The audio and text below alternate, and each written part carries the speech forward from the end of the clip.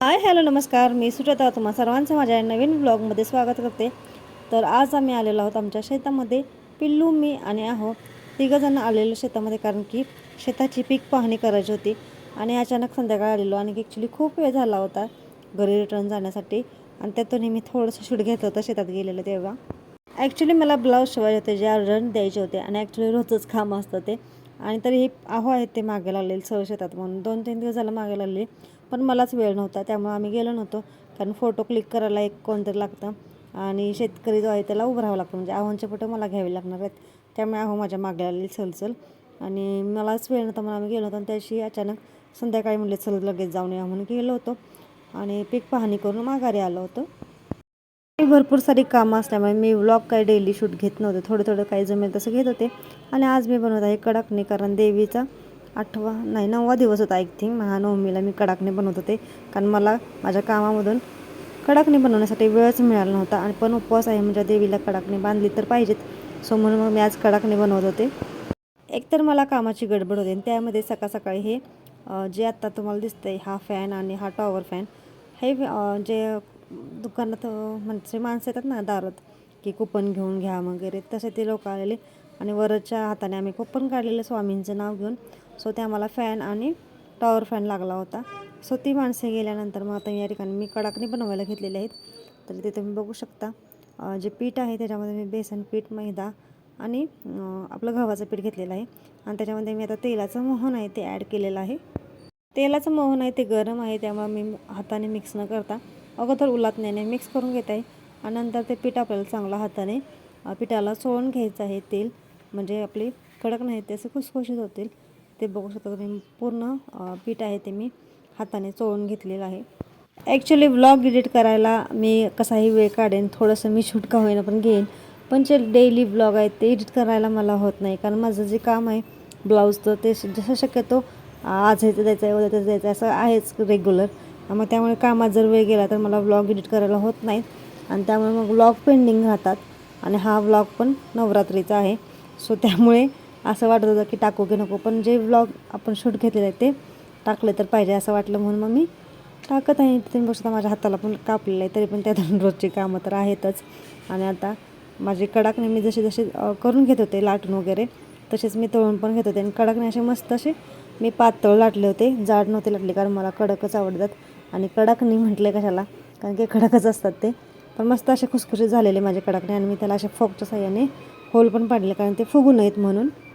एवढे होल पाडूनसुद्धा आणि पातळ लाटूनसुद्धा काही काही पुरीसारखे टम्म फुगत होते. म्हटलं पुरीला फुगलेलं वेगळं असतं, पण कडाकणी फुगायला नको असं वाटत होतं, तरी ते फुगतच होते. आणि माझ्याकडे इकडे तर अजिबात लक्ष देऊ नका, कारण ती तर अशीच आहे, कितीही घासली तरी काळीच पडते. काय प्रॉब्लेम आहे तिला काय माहिती. तिचं जर्मन आहे ते, आय थिंक तसंच असेल, कारण ते काळाच पडतं. तवा पण तसंच आहे आणि कढई पण तशीच आहे. आणि या ठिकाणी तुम्ही म्हणजे कडाकणी बघा, पण कडाकणी खूप छान झाल्या होत्या, मस्त अशा खुसखुशीत होत्या, कुडकुडीत. आणि आता या ठिकाणी मी बाकीच्या कडाकण्याही तयार करून घेत आहे.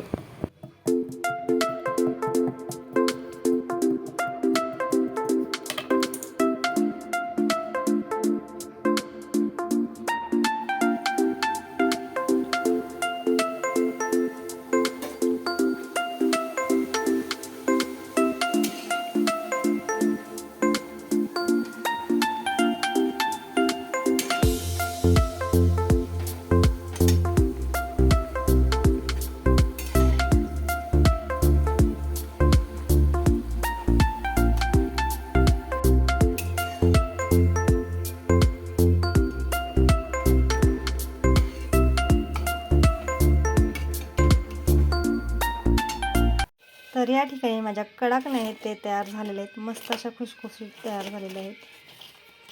त्या गरम आहेत वरच्या या गार झालेल्या आहेत त्यामुळे.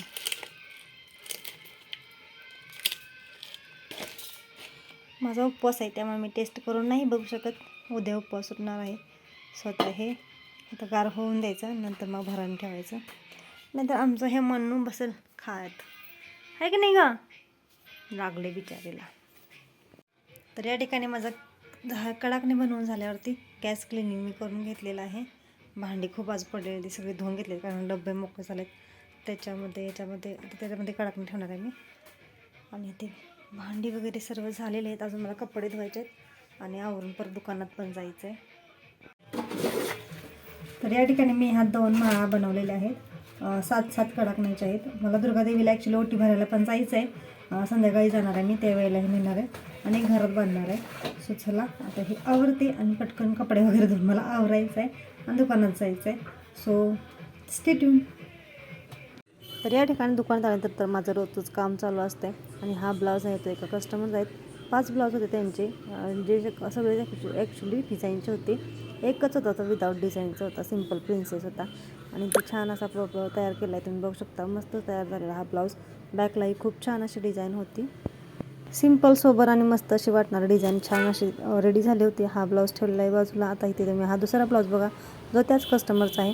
बोटनेकमध्ये आहे, पुढे मागे बोटनेक प्लस त्याला लहान फुटली डिझाईन पण होतं आणि पफ स्लीव्ज होतं. आपल्याबरोबर एक काम झाल्यानंतर वातावरण पण बघू शकता, खूप छान वातावरण झालं होतं. तर घरी आल्यानंतर आता मी झालेले आहे तयार आणि आता मी झालेले आहे देवीची ओटी भरण्यासाठी. तर सर्व तयारी ते मी करून घेतलेली आहे. नारळ आणि ओटीचे पीस वगैरे सर्व भरलेले आहे. आता मी चाललेलो आहोत मंदिरात. पिल्लू मी आहो, पिल्लू मी आणि आहो. चला मी आहे खाली.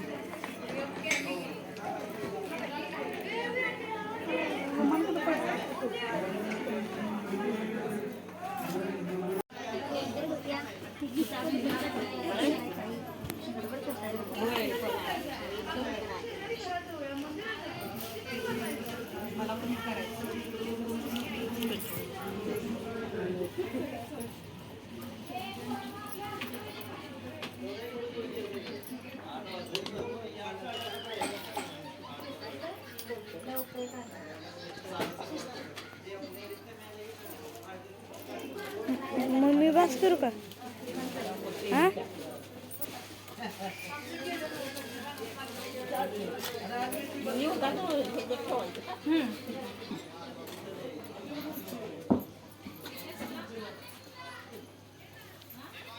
दुर्गा देवीची ओटी भरल्यानंतर मी आलेले आमच्या इथे मर्याच्या मंदिरामध्ये.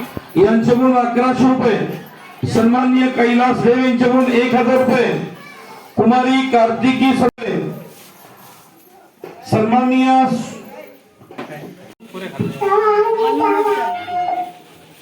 केळकट खाल्लं की नाही कोण गेले चंबुआ नाही हे दत्ताच्या मंदिराजवळ पाण्याचा चंबुआ भारतीय मंडळी फिरत राहायचं आहे. वरणवाला आणि भातवाला यांनी फिरत राहायचं आहे. नवरात्र चालू असल्यामुळे मर्याच्या मंदिराच्या इथे जेवणाचा महाप्रसादाचा कार्यक्रम होता आणि काल दुर्गादेवीच्या इथे पूजा आणि महाप्रसाद झाला होता. सो आजही तिथे चालू होता आणि भरपूर लोक आलेली, गर्दीही होती. बायका मर्याच्या मंदिराला ओटी वगैरे भरण्यासाठी पण आलेल्या आणि जेवण्यासाठी पण आलेल्या आणि त्यामुळे भरपूर गर्दी होती.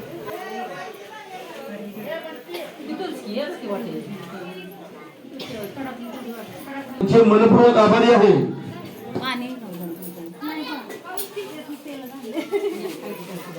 पाणी तर कसं काही ठेवलेलं नाही त्यांनी.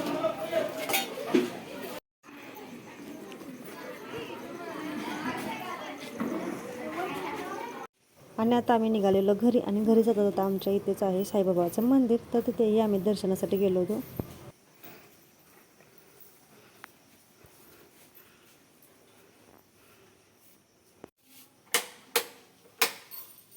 वाजवू नका.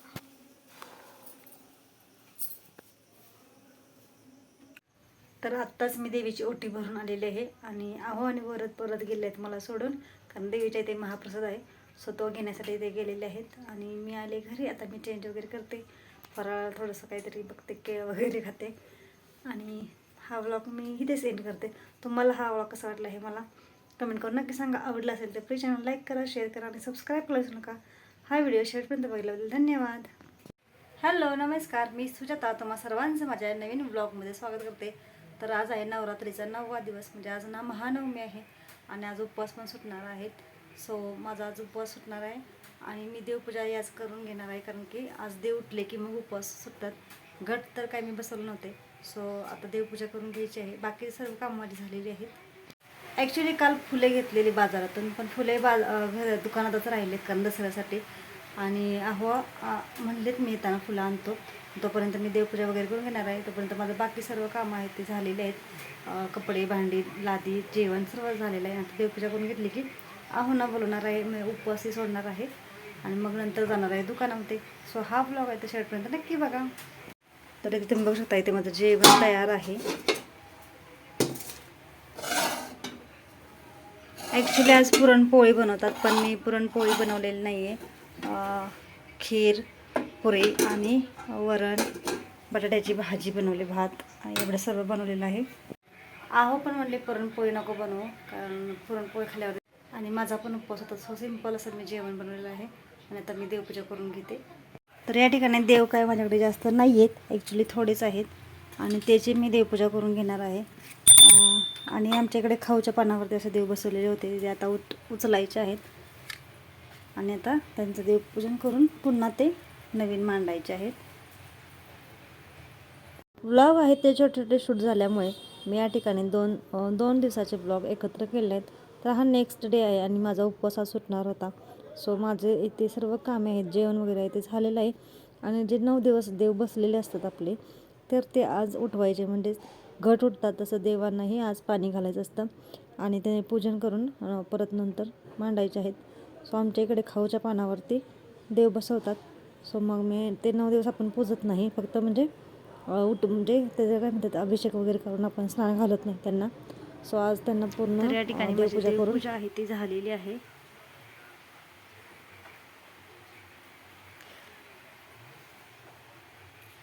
ॲक्च्युली माझं आवरण झालेलं आहे आणि आव्हानची वाट बघते मी. आणि तोपर्यंत मी गाणे लावले मगाचपासून, पण आता चॅनल चेंज केलं तरी ते संतोषी मातेचे एक सिरियल लागले आहे, तोपर्यंत ती बघत बसते. पहिल्यांदाच ॲक्च्युली लावले मी सिरियल आणि चांगले वाटले, मी ठेवले.